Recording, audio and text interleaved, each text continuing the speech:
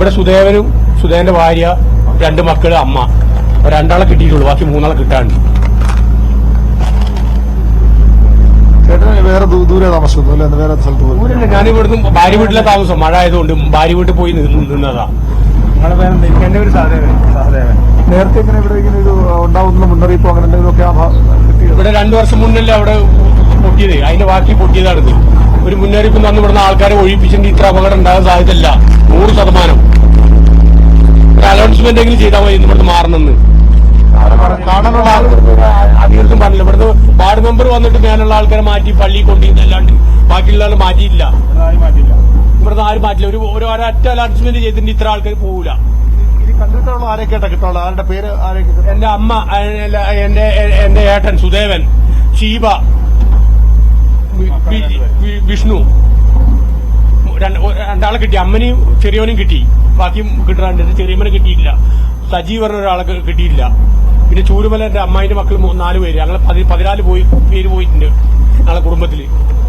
ഈ ചാല് പൂർണ്ണമായി നീക്കണം. എന്റെ ചേച്ചി ഇവിടുന്ന് വീണെന്ന് പറയുന്നുണ്ടായി. ആ സെക്കിനാത്ത പറഞ്ഞ ഒരു സ്ത്രീ അവിടുന്ന് ഓടുണ്ടായി. ആ വീട്ടുകാര് അതിൽ ഓടി രക്ഷപ്പെട്ടതാ ക്യാമ്പിൽ പോകുമ്പോ. എന്റെ ചേച്ചി അപ്പൊ ആ വീട്ടുകാര്, ആ മറ്റേ വീട്ടുകാരും 2 സന്തോഷ് പറഞ്ഞ ഒരാൾ അങ്ങനെ ഓടുമ്പോ എന്റെ ചേച്ചി ഇവിടെ വീണിക്കണ് ഫസ്റ്റത്തെ ഉള്ളിൽ. വീണിക്കണ്. അപ്പൊ എല്ലാ മക്കളും ഇതിന്റെ ഉള്ളിൽ തന്നെ ഉണ്ട്. ഈ ചാല് പൂർണ്ണമായി മാറ്റണം. എടുത്തിട്ട മണ്ണ് പൂർണ്ണമായി മാറ്റണം. എന്നാലേ അറിയുള്ളൂ. സീതമ്മക്കുണ്ടാണ് അത് താഴെ ഉള്ളത്. അപ്പൊ ആ ചാല് പൂർണ്ണമായി മാറ്റണം സാറേ. ഈ ഡോക്യുമെന്റ് മൊത്തം എന്റെ ഏട്ടന്റെയാണ്. സർട്ടിഫിക്കറ്റുകളൊക്കെ ഉണ്ടല്ലേ? സർട്ടിഫിക്കറ്റ് ഉണ്ട്, എല്ലാം ഉണ്ട്. അത് ആരുടെ കല്യാണം ആൽബം കേട്ടോ? അത് ഇതാണ് പ്രാർത്ഥന പറഞ്ഞു പോയി വരല്ലേ വേലെ. അത് ഞങ്ങളെ കുടുംബക്കാരാണ്. ഇവരാണ് പോയത്.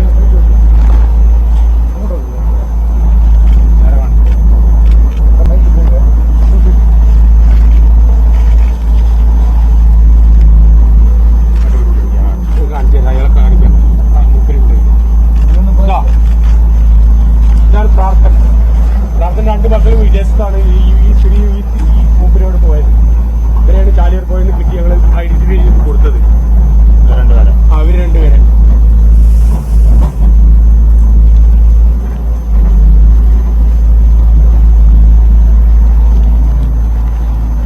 അത്യന്തം ദയനീയമായ, അത്യന്തം സങ്കടമുണ്ടാക്കുന്ന കാഴ്ചകളാണ്. ഒരു മനുഷ്യൻ അവരുടെ ബന്ധുക്കളെ തേടുകയാണ്. 14 പേരാണ് അദ്ദേഹത്തിന്റെ കുടുംബാംഗങ്ങൾ. സഹോദരനും അമ്മയും സഹോദരിയും അടക്കം 14 പേരാണ് ഇവിടെയും ചുരൽപ്പാറയിലുമായി മരിച്ചത്. 3 പേരെ കണ്ടെത്താനുണ്ട്. അതിനുള്ള ശ്രമത്തിലാണ് അദ്ദേഹം. അവരുടെ ഈ വീടിരുന്ന സ്ഥലത്ത് അവിടെ വന്ന് ആ രേഖകളൊക്കെ പരിശോധിക്കുകയാണ്. അവരുടെ സർട്ടിഫിക്കറ്റുകൾ, അവരുടെ തൊട്ടടുത്ത ഒരാളുടെ പാർത്തൻ എന്നൊരാളുടെ കുടുംബത്തിലെ ഒരു വിവാഹ ആൽബം. അങ്ങനെ മനുഷ്യർ അവരുടെ എല്ലാ സുഖത്തോടും പ്രതീക്ഷകളോടും കഴിഞ്ഞിരുന്നൊരു പ്രദേശം അതാണ് ഇങ്ങനെയായി മാറുന്നത്. സ്വന്തം സഹോദരങ്ങളെ, സ്വന്തം അമ്മയെയും അച്ഛനെയും മക്കളെയും ഒക്കെ ഈ മൺകൂരയിൽ, ഈ കരിങ്കൽ വലിയ കുറ്റൻ പാറകൾ വന്ന് അടിഞ്ഞു നിൽക്കുന്ന ഈ സ്ഥലത്ത്, മരക്കഷ്ണങ്ങൾ, വലിയ മരത്തടികൾ വന്നു നിൽക്കുന്ന ഈ സ്ഥലത്ത് അവിടെ തേടുകയാണ്. അവർ ഇവിടെ ഉണ്ട് എന്ന് ഉറച്ചു പറയുകയാണ്. ഈ ഉരുൾ ആദ്യം പൊട്ടുമ്പോൾ അപ്പുറത്ത് നമുക്കിവിടെ കാണാം. അദ്ദേഹം പറഞ്ഞതനുസരിച്ച് അവിടെ തൊട്ടപ്പുറത്ത് ഒരു വീട് കാണാം. ആ വീടിന്റെ മുകളിൽ നിലയൊക്കെ ഇടിഞ്ഞു പോയ ഒരു വീട്. അവിടെയുള്ള ആളുകൾ ഇതുവഴി ഓടി രക്ഷപ്പെട്ടു, മുകളിലേക്ക് ഓടി രക്ഷപ്പെട്ടു. അവർക്ക് അതിനുള്ള ഭാഗ്യമുണ്ട്. ആ സ്ത്രീ അവിടെ നിന്ന് ഓടുമ്പോൾ ഇദ്ദേഹം നമ്മോട് സംസാരിച്ച അദ്ദേഹത്തിന്റെ സഹോദരി ഇവിടെ ഈ ചാൽ ഒഴുകുന്ന ഈ ഭാഗത്ത് വീണ് കിടക്കുന്ന എന്ന് അവർ പറഞ്ഞിരുന്നു. ആ ഒരു ഇതിലാണ് ഇവിടെ അവർക്ക് വേണ്ടിയുള്ള തിരച്ചിൽ നടത്തണം. ഈ ചാൽ ഉള്ള ഭാഗം ഇവിടെ ക്ലിയർ ചെയ്താൽ അവരെ കണ്ടെത്താനാകുമെന്ന പ്രതീക്ഷ അദ്ദേഹം പങ്കുവെച്ചു. പ്രതീക്ഷ എന്ന് പറയുമ്പോൾ സ്വാഭാവികമായും ആ ജീവൻ ഇനി ഉണ്ടാകില്ല എങ്കിൽ പോലും അവസാനമായി ഒരു അന്ത്യകർമ്മങ്ങൾ ഒന്ന് ചെയ്യാനുള്ള അവസരത്തിന് വേണ്ടിയാണ് ഈ മനുഷ്യൻ ഇവിടെ ഇത്തരത്തിൽ വന്നു നിൽക്കുന്നത്. ഇത്തരത്തിൽ ഈ എങ്ങനെ അത് വിശേഷിപ്പിക്കുമെന്ന് അറിയില്ല. 14 പേരുടെ കുടുംബത്തിലെ ഒരു രാത്രി കൊണ്ട് ഇല്ലാതാകും.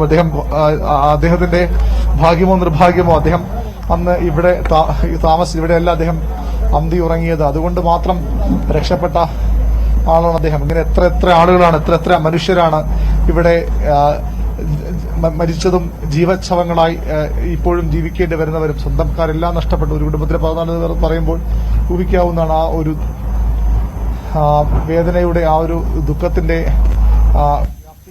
ആഴവും ഒക്കെ ഇവിടെയൊക്കെ എല്ലാ ആളുകളും വളരെ സന്തോഷത്തോടുകൂടി സാധാരണക്കാരെ പോലെ ജീവിച്ചിരുന്ന ഒരു സ്ഥലം. അവിടെയാണ് ഇത്തരത്തിൽ ദുരന്തം ഉണ്ടാകുന്നത്. ഇപ്പോൾ ഈ മണ്ണുമാന്തി യന്ത്രമൊക്കെ ഉപയോഗിച്ച് മണ്ണ് മാറ്റുമ്പോൾ വലിയ രീതിയിൽ വെള്ളം മുകളിൽ നിന്ന് ഒഴുകി വരുന്നുണ്ട് ഇവിടേക്ക്.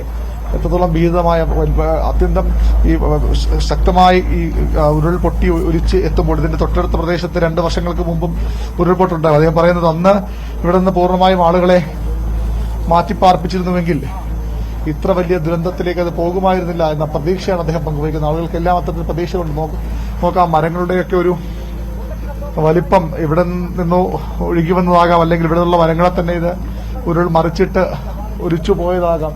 ആ രീതിയിൽ അത്യന്തം ദയനീയമായ കാഴ്ചകൾ തന്നെയാണ് ഇവിടെ കാണുന്നത്. ഇത് ഒരാളുടെയോ ഒരു കുടുംബത്തിന്റെയോ ഒന്നും അവസ്ഥയല്ല.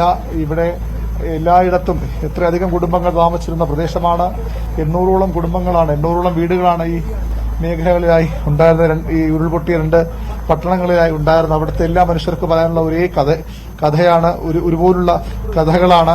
അവരുടെ ജീവിതം പൂർണ്ണമായും ഇല്ലാതായ ഒരു ഉരുൾ പൊട്ടി ഒഴുകി വന്നപ്പോൾ, ഒരു പുഴ വഴിമാറി ഒഴുകി വന്നപ്പോൾ അവരുടെ ജീവിതം തന്നെ ഒലിച്ചുപോയ, അവരുടെ എല്ലാ സ്വപ്നങ്ങളും ഇല്ലാതായ കഥകളാണ് ഈ മനുഷ്യർക്ക് പറയാനുള്ളത്.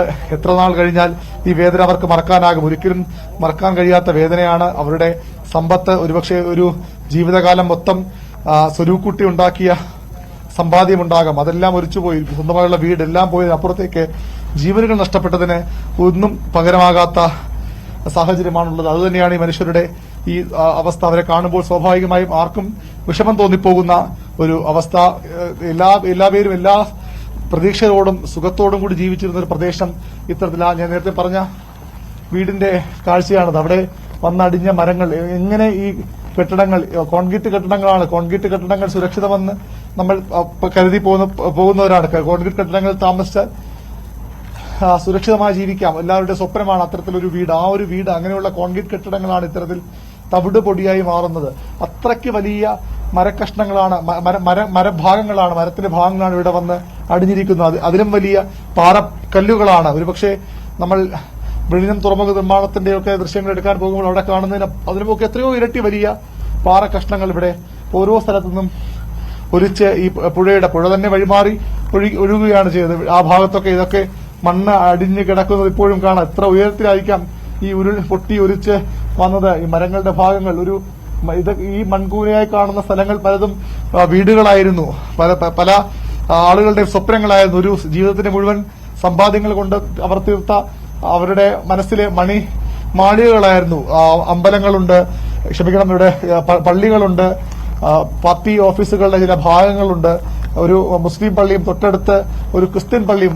ജനങ്ങൾ മതഭേദമില്ലാതെ സാഹോദര്യത്തോടെ ജീവിച്ചിരുന്ന ഒരു സ്ഥലമാണെന്നതിന് ഇതിൽ പരം എന്ത് തെളിവ് വേണം? ആ ഒരു സ്ഥലത്താണ് ഇത്ര വലിയൊരു ദുരവസ്ഥ ഉണ്ടായിരിക്കുന്നത്.